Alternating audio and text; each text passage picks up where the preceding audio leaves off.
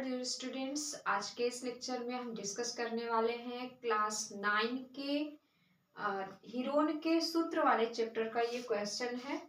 चलिए देखते हैं इस क्वेश्चन का सॉल्यूशन कैसे होगा। एक्चुअल में क्वेश्चन क्या है, राधा ने एक रंगीन कागज से एक हवाई जहाज बनाया, कागज का कुल क्षेत्रफल ज्ञात कीजिए।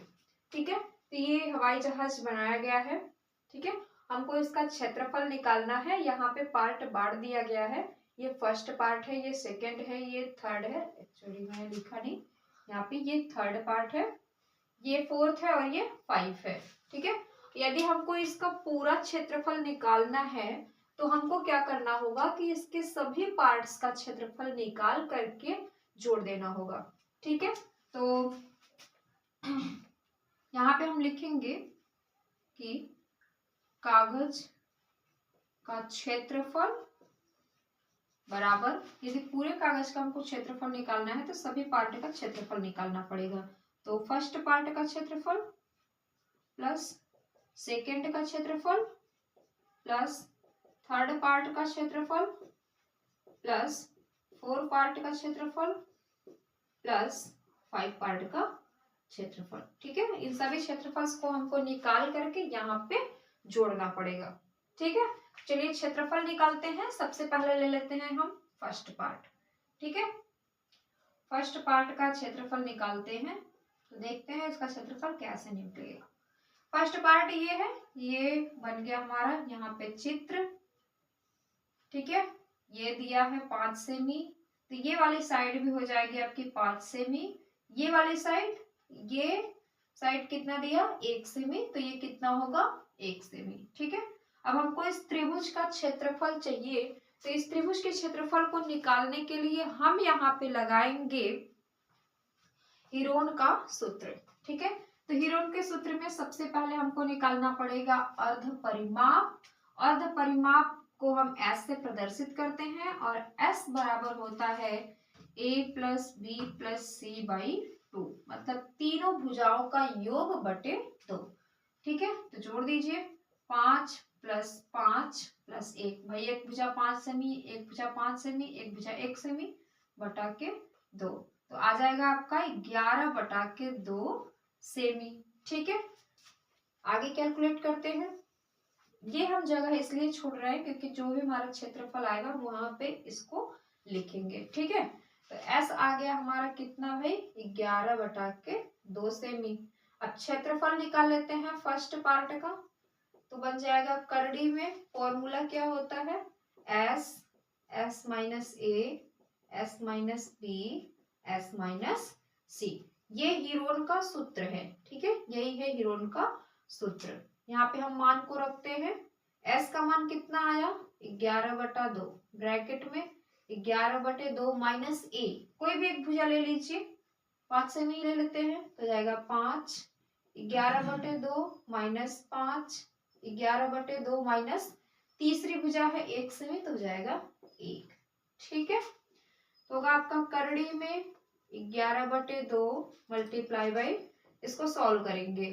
ठीक है, एलसीएम लेके, तो 2 पंजे 10, तो 11 में से 10 जाएगा 1 बटा 2, सेम यहाँ भी 1 बटा 2, ये हो जाएगा 2 एकम 2, तो 11 माइनस 2 बटे 2, 11 में से 2 जाएगा, आएगा 9 बटा 2। ठीक है, अब ये हमारा बन जाएगा ऊपर 11 गुणे 9 का गुणनखंड करेंगे तो 3 गुणे 3 बटे नीचे का तो है आपका 2 गुणे 2 गुणे 2 गुणे 2।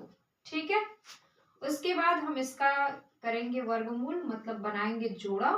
तो नीचे बटे में 2 और 2 1 बटा के 4 निकल गया, ऊपर से 3 निकलेगा तो हो जाएगा 3 बटा के 4। ठीक, और करड़ी में कितना बच जाएगा 11, आ जाएगा इतना सेमी का स्क्वायर। ठीक है, ये आया पहले वाले का क्षेत्रफल। दूसरे वाले का निकाल लेते हैं। दूसरा वाला यहाँ पे है, दूसरा वाला आयत बना रहा है, आप ध्यान से देखेंगे तो ये बना रहा है आयत। ठीक है, और आयत का क्षेत्रफल क्या होता है लंबाई गुणे चौड़ाई, तो हो जाएगा दूसरे का क्षेत्रफल बराबर लंबाई गुणे चौड़ाई। ठीक है, क्योंकि ये आयत है दूसरा, लंबाई कितना है इसका 6.5 और चौड़ाई है 1 सेमी, तो इसका क्षेत्रफल आएगा 6.5 सेमी का स्क्वायर। ये हो गया दूसरे का क्षेत्रफल। आ जाते हैं अब हम तीसरा वाला निकाल लेते हैं, तीसरे का क्षेत्रफल। ठीक है, तीसरे चित्र का क्षेत्रफल। ठीक है, तीसरा चित्र ये है, इसमें हमको क्या करना है, बशर्ते ये समलंब है तो आपको करना क्या है कि जो आधार है इस वाले के हमको मध्य बिंदु को लेना है। ठीक, इसको इससे मिला दीजिए और इसको इससे मिला दीजिए, तो ये भी आपका 1 सेमी का बन जाता है और ये भुजा भी 1 सेमी का। ये डबल पार्ट में डिवाइड हो जाएगा 1-1 सेमी। ठीक है, क्योंकि हम मध्य बिंदु ले रहे हैं तो 1 सेमी ये, 1 सेमी ये, और ये वाली साइड भी 1 सेमी की हो जाती है, ये वाली साइड भी 1 सेमी की हो जाती है। ये भी 1 सेमी दिया हुआ है। यदि हम ध्यान से देखेंगे तो ये 3 त्रिभुजों में बट गया और तीनों त्रिभुज की जो साइड है 1-1-1 है, मतलब समबाहु त्रिभुज है। ठीक है, तो तीसरे वाले चित्र का जो क्षेत्रफल होगा वो होगा 3 गुणे समबाहु त्रिभुज का क्षेत्रफल, समबाहु त्रिभुज का क्षेत्रफल।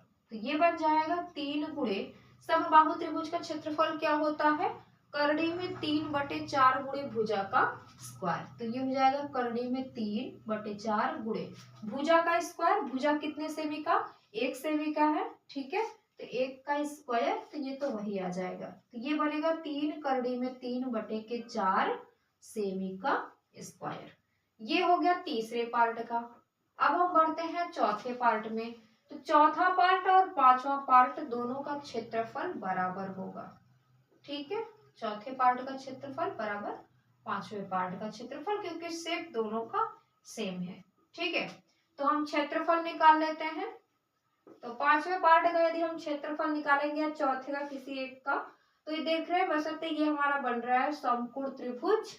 तो समकोण त्रिभुज का जो क्षेत्रफल होता है वो होता है 1/2 गुणे आधार गुणे ऊंचाई। तो ये हो जाएगा 1/2 गुणे आधार। आधार कितना जा रहा है, ये जो त्रिभुज बन रहा है इसका आधार कितना है 1.5, तो जाएगा 1.5 गुणे ऊंचाई। ऊंचाई ये कितना ऊंचा है 6 सेमी, तो जाएगा 6। ठीक है, काट दीजिए 2 से, 2 3 6, तो बचेगा 1.5 गुणे 3 बराबर आएगा 15 3 45, दैट मीन्स के 4.5 सेमी का स्क्वायर। तो ये हमारा सभी पार्ट्स का क्षेत्रफल निकल चुका है। अब हम सभी को यहाँ पे रखेंगे और हमको पता चल जाएगा कि कागज का क्षेत्रफल कितना है। ठीक है, तो चलिए रखते हैं। एक का क्षेत्रफल मतलब पहले पार्ट का क्षेत्रफल कितना आया 3/4 करड़ी में 11 प्लस सेकेंड पार्ट का क्षेत्रफल 6.5, ये हो गया 6.5 प्लस थर्ड पार्ट का क्षेत्रफल, थर्ड का आया 3 करड़ी में 3/4 प्लस चौथा और पांचवा पार्ट दोनों का क्षेत्रफल बराबर है और दोनों का आया 4.5। ठीक है, इतना सेमी का स्क्वायर जोड़ देते हैं, तो ये जाएगा 3/4 करड़ी में 11 प्लस इसको यहाँ पे कर दे रहे हैं 3 करड़ी में 3/4 प्लस 4.5 जोड़ करके 9 हो जाएगा और 9 में 6.5 हम जोड़ेंगे तो 9.0 और 6.5 ये आ जाएगा आपका 15.5। तो ये बनेगा 15.5 और हो गया, सब जुड़ गया, इतना सेमी का स्क्वायर। थोड़ा सा और कॉमन मिल रहा है 3/4, 3/4, तो ये भी कॉमन ले रहे हैं 3/4 करड़ी में 11 प्लस करड़ी में 3। ठीक है, और प्लस का 15.5। ठीक है, इतना सेमी का स्क्वायर। तो बशर्ते ये है इसका आंसर। यदि आप दशमलव में निकालना चाहते हैं तो यहाँ पे करड़ी में 3 का मान रख सकते हैं 1.732 और करड़ी में 11 का मान कैलकुलेट करके यहाँ पे रख के दशमलव में भी निकाल सकते हैं। चलिए दशमलव में निकाल लेते हैं। ठीक है, 11 का हम वर्गमूल निकाल लेते हैं। ठीक है, तो ये हो गया 11.000। ठीक है, वर्गमूल निकालते हैं। वर्गमूल निकालने का प्रोसेस क्या है, हम 2 संख्या लेते हैं और देखते हैं कि ऐसी कौन सी संख्या है जिसका वर्ग या तो 11 आए या तो 11 से कम हो। ठीक है, तो 2 दूना 4, 3 त्रिका 9, 4 चौके 16, ठीक है। 3 है, 3 का वर्ग आ जाएगा 11 से कम, तो हम ले लेंगे 3। ये बना, इसको जोड़ देते हैं यहाँ पे, तो 3 3 हो जाएगा 6, और इसका वर्ग आया है 9, तो यहाँ पे हम लिख के घटाएंगे, जैसे भाग देते हैं बिल्कुल वैसे ही। तो यहाँ पे हो जाएगा 2। अब दशमलव की बारी, तो यहाँ लगाएंगे हम दशमलव, फिर एक जोड़ा उतार देंगे 0, ठीक है। अब हमको क्या करना है कि भी हमको एक अंक यहाँ पे लिखना पड़ेगा आगे चल के, तो एक अंक लिखना है, तो एक अंक यहाँ से छोड़ दीजिए, ठीक है। अब भाग दीजिए 6 से, ऐसा भाग दीजिए कि या तो 20 है या तो 20 से कम हो, तो 3 बार जाएगा, तो यहाँ पे लिखेंगे 3 और यहाँ लिखेंगे 3, ठीक है। तो फिर गुणा करेंगे, इनका गुणा करके यहाँ पे लिखेंगे, तो 3 त्रिका 9, 3 छके 18, और फिर ये जो 3 होता है फिर से हम इसमें जोड़ देते हैं, ठीक है। तो ये 66 आ जाएगा, ये घटाएंगे आएगा 11, ठीक है। तो बाकी हम आगे नहीं कर रहे हैं, हमारा दशमलव में करड़ी में 11 की वैल्यू आ गई है 3.3, तो हम यहाँ पे लिख देंगे 3/4, और इसका मान आया 3.3 प्लस इस वाले का मान, करड़ी में 3 का मान होता है 1.732, तो हम केवल यहाँ पे 1.7 लिख रहे हैं, प्लस 15.5, इतना सेमी का स्क्वायर, ठीक है। तब इसको जोड़ दीजिए, तो ये बन जाएगा आपका 7 3 10, 3 1 4, 4 1 5 हो जाएगा, ठीक है। तो अभी आप इसको जोड़ेंगे तो आएगा आपका 3/4 गुणे 5 प्लस 15.5 सेमी का स्क्वायर, तो 3 5 15/4 प्लस 15.5 सेमी का स्क्वायर, भाग दे दीजिए, 4 3 12 दशमलव, बचेगा 3, होगा 0 30, तो हो जाएगा आपका 4 7 28, 4 5 20, और ये 15.5 सेमी का स्क्वायर। जोड़ दीजिए इसको, ये आ जाएगा आपका, जोड़ दो यहाँ पे, 15.5 में जोड़ना है 3.75, ठीक है। आ जाएगा 5 5 7 12, 5 3 8 1 9, और ये 1, तो जाएगा आपका 19.25 सेमी का स्क्वायर।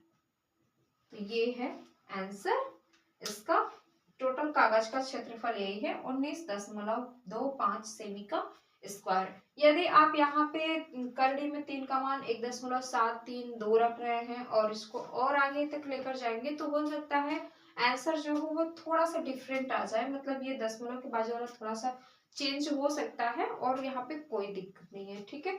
बाकी सब आंसर वही है, आपकी इच्छा है तो आप लेकर जा सकते हैं, नहीं इच्छा है आप इतने पे भी छोड़ सकते हैं, यहाँ भी छोड़ सकते हैं। दशमलव में लेकर जाना चाहते हैं तो करड़ी की वैल्यू दशमलव में लिख करके कैलकुलेट कर सकते हैं। तो ये रहा क्लास 9 का हीरोन के सूत्र के दूसरे एक्सरसाइज का ये क्वेश्चन है। अब नेक्स्ट वीडियो में हम नेक्स्ट क्वेश्चन को लेकर के डिस्कस करेंगे, तब तक के लिए धन्यवाद।